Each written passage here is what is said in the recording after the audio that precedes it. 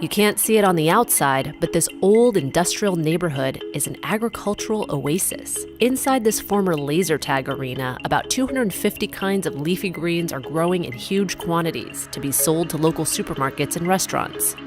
This is Aero Farms, a massive indoor vertical farm in Newark, New Jersey. Our mission is to build farms in cities all over the world so people have access to fresh, great tasting, highly nutritious food. Crops are stacked more than 30 feet high inside this 30,000 square foot space. They're grown using aeroponic technology. Typically in indoor growing, the roots sit in water and one tries to oxygenate the water. Our key inventor realized that if we missed nutrition to the root structure, then the roots have a better oxygenation. Aero Farms says the root misting system allows them to use 95% less water than a regular field farm. They also use no pesticides or herbicides. Instead of soil, plants are grown in reusable cloth made from recycled plastic. And instead of the sun, there are rows and rows of specialized LED lighting. A lot of people say, sunless, wait, plants need sun.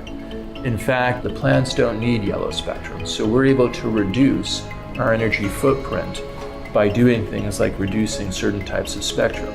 This sophisticated climate-controlled system cuts the growing cycle in half, so crops can be grown all year round, but with a much smaller impact on the environment. There's all these stresses on our planet. 70% of our freshwater contamination comes from agriculture. About 70% of our freshwater usage goes to agriculture. 1/3 of our arable land has been degraded in the last 40 years. All these macro trends point to the fact that we need a new way to feed our planet. One of the early champions of vertical farming is Columbia University ecologist Dixon DePommier. In 1999, DePommier and his students proposed that vertical farms could feed overpopulated cities while using less land and less water. They would also cut greenhouse gases by eliminating the need to transport food over long distances. And the idea is finally taking root. Over the past few years, vertical farms have sprouted all over the world, including in Vancouver, Singapore, Panama, the UK, and around the US.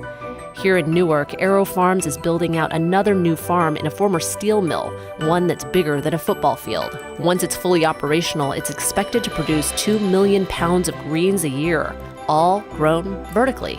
We listen to the plants very carefully to try and understand what they're telling us and try and optimize all these different qualities of a plant. It's a tough business, but it's one that's going to stay and it's going to have a bigger and bigger impact. Do you think vertical farms will help solve our food production problems? Let us know in the comments below.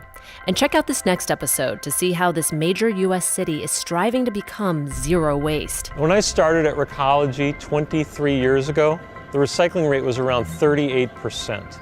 Today, we've more than doubled that. So far, San Francisco has diverted 80% of its waste away from landfills, and its success has been getting global attention. Thanks for watching, and be sure to subscribe for more Seeker stories.